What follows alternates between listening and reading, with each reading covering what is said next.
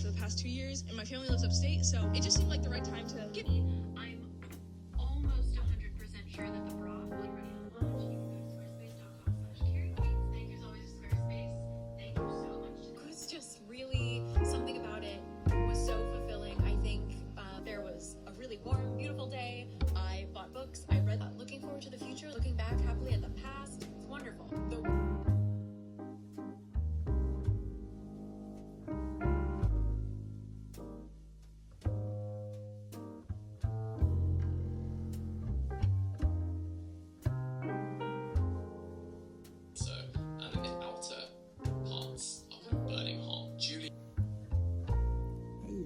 Aujourd'hui, on est le 1er février et j'ai des choses à faire. Je travaille pas aujourd'hui. J'ai plein de choses à faire en fait. Des choses que j'ai repoussées un peu hier parce qu'hier je me suis concentrée sur ranger mon appartement et préparer un dîner. J'ai préparé un dîner pour mes copains, j'étais trop ravie. C'était trop bien, j'ai fait plein de plats différents. Aujourd'hui, je dois ranger du coup et faire la vaisselle. Après, je dois aller à la laverie.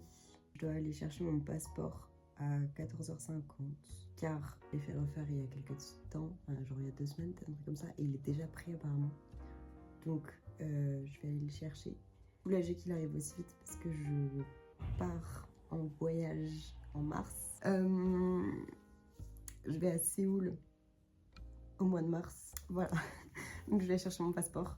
Ensuite, il faut que j'aille poster des commandes parce que j'ai 2-3 petites lettres à poster. Merci beaucoup d'ailleurs pour les stickers. Ça me fait trop plaisir que vous ayez apprécié. Des gens ont voulu m'en prendre. Trop mignon et ça me fait trop plaisir. J'ai un copain qui m'a commandé des livres en librairie. Du coup, il faut que j'aille les récupérer. Et les 3 derniers tomes de Bunny Poon Poon. Et après, j'aurai fini la série. Et j'aimerais aussi aller à la pharmacie pour acheter de la skincare. Car j'ai des énormes rougeurs. Un dernier truc que j'aimerais faire, non mais la journée là va être affreuse. J'ai retrouvé une carte de fidélité Musica, donc j'aimerais bien retourner à Musica. Je vais faire ça dans tous les vlogs. Après je dois aller chez un pote à 20h. Ok, ça va le faire.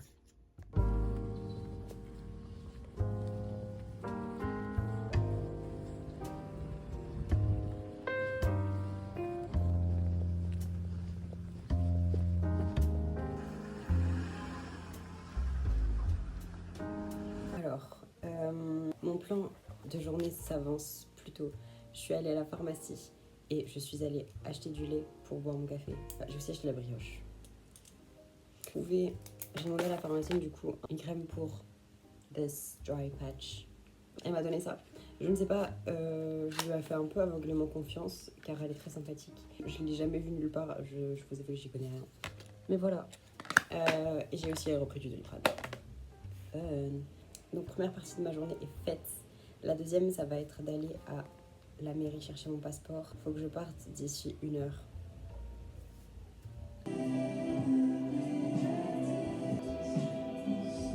Je vais aussi vous faire du coup un petit update lecture et aussi cinéma, enfin film, tout ça. Faut savoir quelque chose de très tragique, c'est que j'ai pas terminé un livre. Terminé depuis octobre. Fin octobre. Scandaleux. Je suis libraire. Et ma passion dans la vie, c'est censé être la lecture. Mais bon, j'ai des excuses. J'ai beaucoup travaillé. J'en ai commencé énormément. Et commencé, et je suis dans le process de terminer On Palestine de Noam Chomsky et Ilan Pappé. J'ai presque terminé, il me reste vraiment une 20aine de pages. Do Androids Dream of Electric Sheep de Philippe K. Dick, donc Blade Runner, le livre qui a donné le film Blade Runner. C'est trop bien. En gros, on suit un espèce de tueur à gages mais spécial pour les androïdes parce qu'on est sur une époque de la Terre où la population est partie sur Mars et il reste que quelques humains et il y a beaucoup d'androïdes et en fait il doit essayer de les trouver.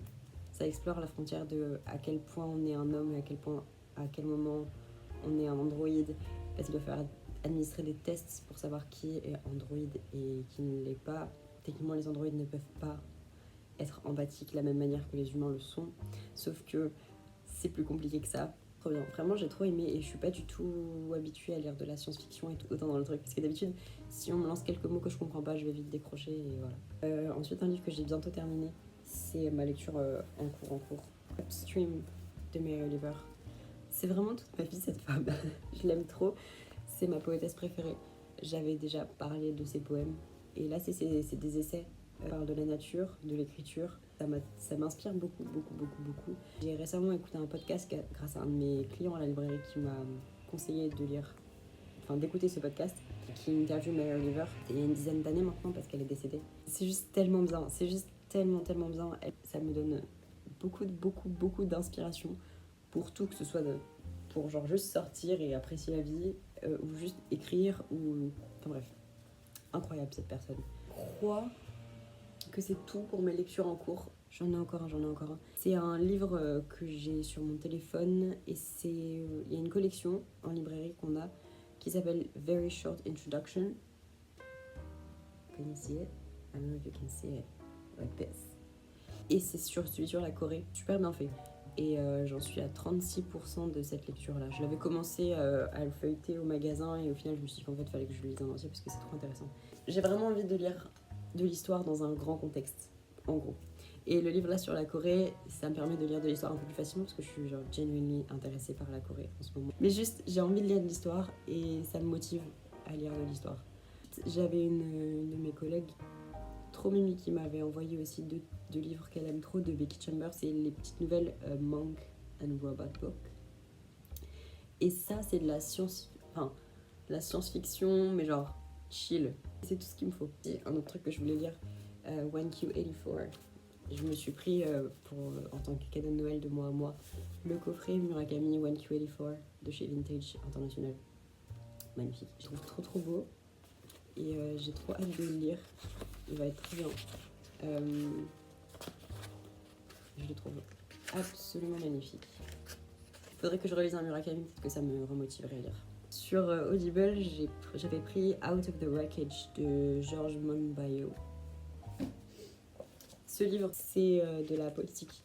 Georges Monbiot, il a écrit un autre livre qui s'appelle Regenesis, que j'ai en bas, là, j'ai un peu la flemme de le sortir, qui parle de l'industrie agroalimentaire et genre comment nourrir la planète sans détruire le monde.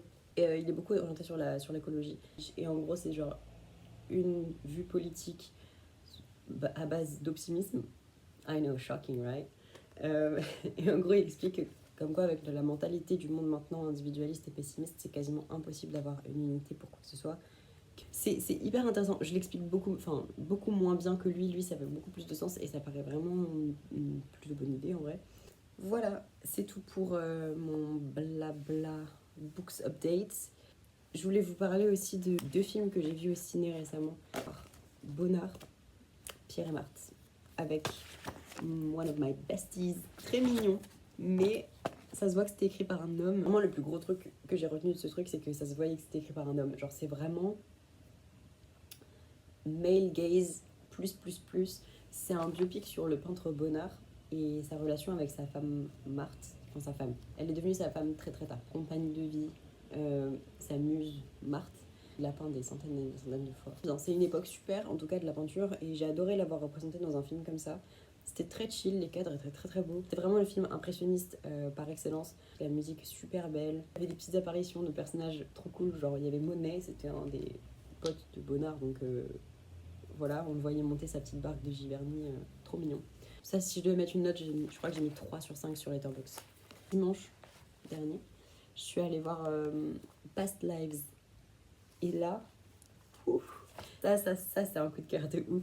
Ça, ressortir du cinéma en pleurant. Je suis allée avec une pote et on pleurait et puis on parlait de notre vie après pendant genre 20 minutes en marchant dans Paris. Enfin, c'était incroyable. Trop impactant comme film. Trop invite à aller le voir sans avoir aucun détail dessus. Et c'est un film américain-coréen. Incroyable, trop bien.